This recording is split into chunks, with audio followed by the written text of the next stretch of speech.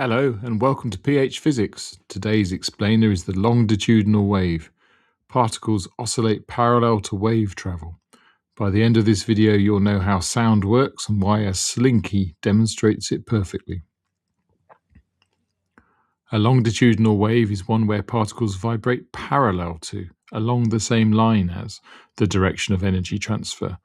The examples: sound, ultrasound, P waves in earthquakes. Particles bunch together, compressions, and spread apart, rarefactions, as the wave passes. Three things. 1. Particles oscillate along the direction of wave travel. 2. Sound is longitudinal. Air molecules move back and forth. 3. Longitudinal waves cannot travel through a vacuum. They need a medium with particles. Common slip, describing sound as transverse or thinking air molecules flow with the sound. They don't flow, they oscillate around their resting positions, passing the energy along.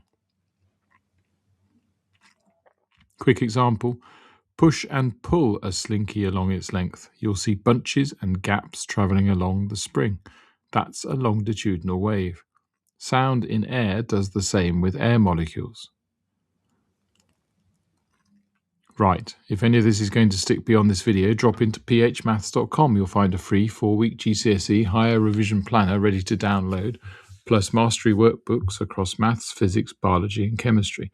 One for every higher topic in those subjects, every answer fully worked, every common slip flagged. Simple explanations, serious results. See you next video.